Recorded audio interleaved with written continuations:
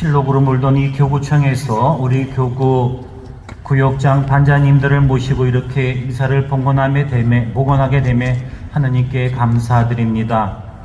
특별히 6월 우리 모두는 예수님의 거룩한 성심을 묵상하면서 내 안에 머물러라 하시는 주님의 음성을 듣고 성체 앞에 나와 예수님의 거룩한 성심을 묵상하는 은총의 시기를 보내고 있습니다. 6월 예수 성심 성호를 보내며 자비로움에 우리를 맡기고 그 자비하심 안에 드러나는 망덕, 즉 희망의 덕을 찾아볼 수 있는 시간이 되기를 기도합니다. 아울러 이곳 성모당은 우리 교구의 자랑입니다. 티 없이 깨끗하신 성모 성신께 우리 자신을 봉헌하는 삶을 사는 것은 곧 예수 성심을 내 안에 담아내는 것과 같기에 오늘 이 축복된 자리가 여러분 모두에게 은총이 되기를 기원합니다.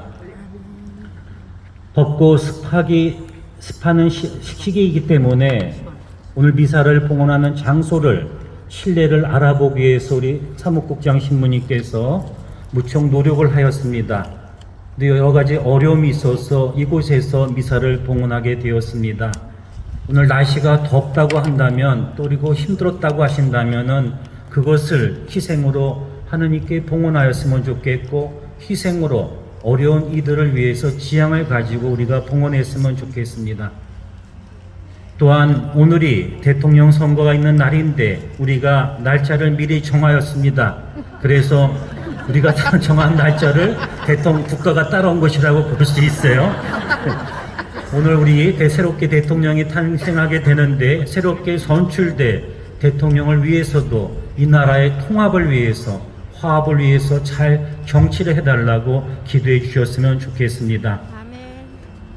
본당 주인 신부님들에게 우리 본당에서 제일 고생하시는 분들이 누구냐고 말하면 구역장님들, 반장님들이라고 얘기를 합니다.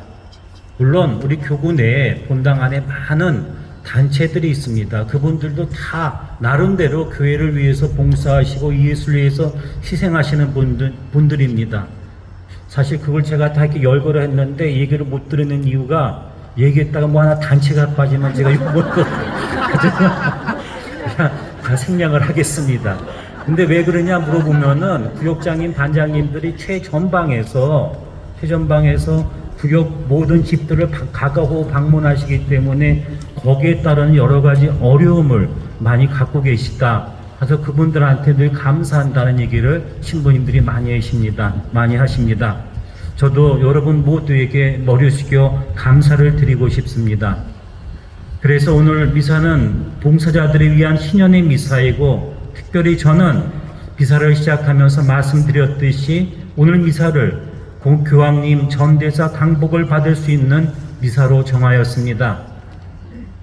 교회법에 의하면 또 전례문에 의하면 교구장 주교가 1년에 3번 교황님을 대신해서 전대사 강복을 줄 수 있는데 바로 오늘 미사가 바로 그 미사입니다. 미사가 끝나면서 받게 되는 강복을 통해 여러분들 모두가 전대사의 은총도 함께 받으시기를 바랍니다. 이것이 교회의 최전선에서 일하시는 여러분들에게 베풀 수 있는 최고의 은총이자 선물입니다. 물론 우리가 은총만을 바라고 봉사하는 것은 아니지만 인간이기에 뭔가의 조금만 감사의 표현이라도 있으면 좋겠다는 것이 그것 또한 우리 마음 한구석에 있으면 우리가 부정할 수가 없습니다. 그러기에 오늘 이렇게 거룩한 미사를 봉헌하면서 전대사의 은총이 여러분 봉사에 가늠해 보기를 기원해 봅니다. 이렇게 여러분 모두가 교회 최전선에서 봉사한다는 것은 그만큼 여러분들의 역할이 중요하다는 것을 말하는 것이기도 합니다. 즉 많은 사람들이 여러분들의 모습 하나하나에 신앙에 대한 생각을 더 깊게 하기도 하고 반대로 신앙에 등을 치기도 한다는 것입니다. 어떻게 보면 우리가 봉사하는 것에 대한 모습 안에서 사람들이 얼마나 신앙 안에서 희망을 갈구하게 되는지를 볼 수 있게 된다는 것입니다. 그러면 우리는 스스로가 신앙인으로 희망을 가지고 사는 사람들의 모습을 지니고 있습니까? 이 미사를 통해서 우리가 한번 깊이 우리가 갖고 있는 희망의 삶, 희망을 갖고 사는 사람의 모습인지를 생각해 보았으면 좋겠습니다. 저는 네 가지를 통해서, 네 가지의 모습을 통해서 우리가 이런 희망을 사는 사람이 되기를, 신앙이 되기를 바라고 또 그런 분들이 되기를 위해서 기도하겠습니다. 첫 번째로, 희망을 가지고 사는 이들은 하느님 안에 사는 이들이고 진실한 삶을 사는 사람들이며 솔직한 삶을 사는 사람들입니다. 요즘 가짜뉴스도 많고 자기 취향에만 맞는 것만을 취사 선택해서 말하기 좋아하는 사람들이 너무도 많은 세상입니다. 뭔가를 부풀려 이슈화하려고만 합니다. 개인들도 자신의 본 모습을 찾기보다 SNS를 통해 자신을 극대화하려는 경향이 많이 있습니다. 그러면 우리도 그렇게 살아야 합니까? 유럽에서 많은 이들이 교회를 등지고 있다고 말합니다. 텅텅 빈 교회라는 표현만 합니다. 하지만 많은 사람들이 교회를 등지는 사람들에 대해서만 말하고 있지 교회에 새롭게 오는 사람들에 대해서는 말하지 않습니다. 올해 사순시기에 프랑스에서는 젊은이들 영세자가 1만 명이 넘었습니다. 그렇다면 그들은 왜 신앙을 찾고 교회로 오는 것입니까? 개인적인 차원이기에 다양한 의견이 있을 것입니다. 그런데 어떤 분이 하신 말이 깊이 마음에 남습니다. 그분은 자신이 신앙을 다시 찾게 된 이유를 이렇게 말했습니다. 성당에 오면 스스로가 스스로에게 진실해져야 하고 솔직해져야 하기 때문에 저는 신앙을 다시 찾았습니다. 우리의 삶 자체가 진실되고 솔직한 삶을 늘 지향하는 삶을 살아갈 때 우리 삶 자체가 하나의 희망의 징표가 될 수 있습니다.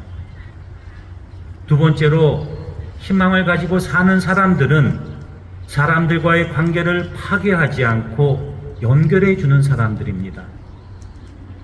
코로나 이후로 사람들이 제일 어려워하는 것이 인간관계입니다. 왜 그러냐고 물어보면 어떻게 할지 모른다고 하고, 어떤 이들은 무슨 말을 해야 할지 모른다고 하며, 또 어떤 이들은 대화를 통해 상처받을까봐 사람을 만나기 싫다고 합니다. 서로가 서로를 믿지 못하기에 나오는 행동들입니다. 예수님은 요한복음 6장 37절에 나에게 오는 사람을 나는 물리치지 않는다 라고 말씀하셨습니다. 예수님은 누구든지 다 받아들이셨습니다. 그리고 그들과 대화하셨고 그들에게 새로운 길과 새로운 삶의 방향을 주셨습니다. 예수님은 이렇게 사람들과의 관계를 더욱 공고히 하면서 사람들 안에서, 공동체 안에서의 친교회로 모든 이들을 이끌어 주셨습니다. 이 모습이 바로 희망을 가지고 사는 사람들의 행동입니다. 아파트 문화 속에서 자기만을 생각하고 자기만의 삶의 공간 안에서 자기만의 생각에 만족하고 그것이 행복이라고 착각하며 지내는 이들이 너무도 많이 있습니다. 어느 순간에는 그러한 시간이 필요합니다. 그리고 그러한 자기 충전의 시간이 인간을 더욱 힘차게 만들기도 합니다. 그러나 그것이 전부가 될 수는 없습니다. 인간은 서로 연결되어 있는 존재이기 때문에 서로의 인간관계 안에서 발전하고 성장하고 본연의 인간의 참 모습을 발견하게 됩니다. 2018년 프란치스코 교황님이 일본을 방문하셨을 때 가시는 곳 그 어디에든지 항상 말씀해 주셨던 말이 있습니다. 이렇게 프란치스코 교황님은 말씀하셨습니다. 인간은 함께 해야 하고 공동체 안에서 지내는 것이 기쁨이자 행복입니다. 우리도 공동체 안으로 모든 이들을 이끌어 주어야 합니다. 많은 이들이 공동체 안에서의 기쁨을 발견해야 합니다. 그리고 그 안에서 힘과 용기를 얻어야 합니다. 이러한 일을 하는 여러분이 바로 희망의 징표가 될 수 있는 것입니다.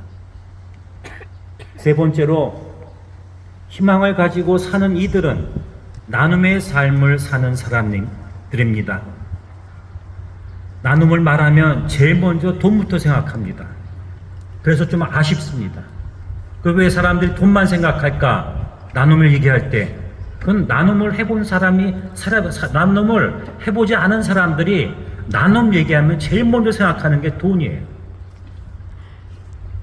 나눠보지 않은 사람들은, 나누고 싶지 않는 사람들은 말을 제일 많이 하고 질문도 많습니다. 누구도 손에 쥐고 싶은 것이 많기 때문이에요. 하지만 우리가 죽을 때 입는 수의에는 주머니가 없습니다. 하지만 저는 이것보다 더 먼저인 것이 있다고 생각합니다. 그것은 바로 신앙의 나눔, 시간의 나눔, 그리고 마음의 나눔을 살아가는 겁니다. 신앙 공동체 안에서 자신이 가지고 있는 신앙에 대한 생각들을 나누어 줌으로써 서로가 서로 함께 신앙의 길을 걸어간다는 것을 느끼게 하는 것이 중요합니다.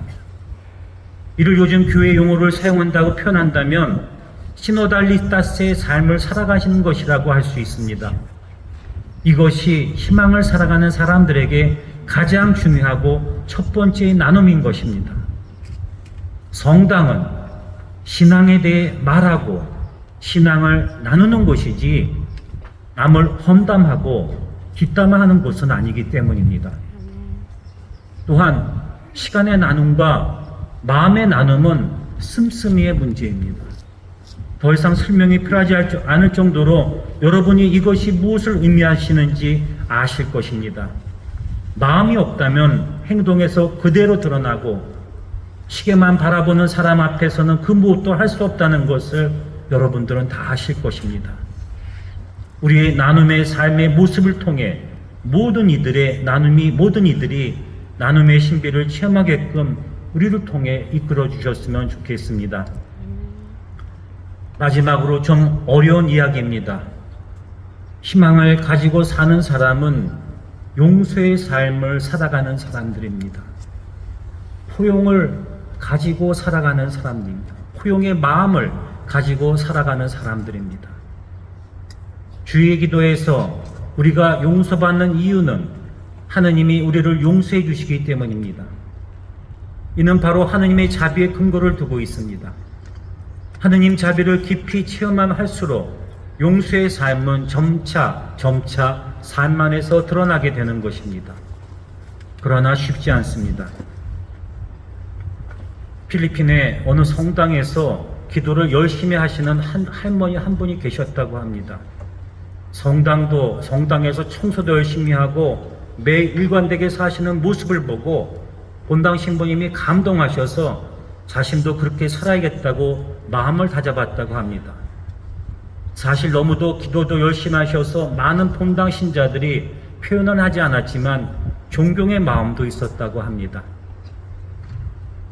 그러던 어느 날 본당 신부님이 그 할머니의 집을 방문하게 되었다고 합니다. 신부님이 오시니 할머니가 이리저리 더 신경 쓸 것 같다 본당 신부님이 약간 미안한 마음도 있었다고 합니다. 그런데 막상 집에 도착하니 뭔가 잘 되지 않았다고 하면서 가족들한테 욕을 하는 할머니를 보게 되었습니다. 우리 한국 얘기가 아니까 괜찮아요. 청소 상태가 되지 않았다고 하면서 욕하고 가족들 모두 얼굴 보기 싫다고 하면서 투정과 빈정을 부리는 모습을 보았다고 합니다. 본당 신부님은 이제까지 가졌던 할머니에 대한 존경의 마음은 싹 다 사라졌다고 합니다. 기도를 하고 봉사를 하면서 우리는 용서하는 마음, 주변의 사람들을 포용하는 마음을 가져야 합니다. 그런 마음이 희망을 전파하는 삶이자 모든 이들에게 희망의 삶을 보여주는 모습입니다. 희망의 신을 보내면서 우리 모두가 희망을 먼저 살아가는 사람이 되어야 합니다. 그 희망을 산다는 것은 우리의 삶 안에서 자연스럽게 나오는 것입니다. 즉, 신앙을 기초로 살아갈 때 자연스럽게 나오는 것입니다. 그러나 쉽지 않음을 느낍니다. 열심히 하면 할수록 잘 되지 않는다는 것을 느끼는 경우도 많이 있기 때문입니다.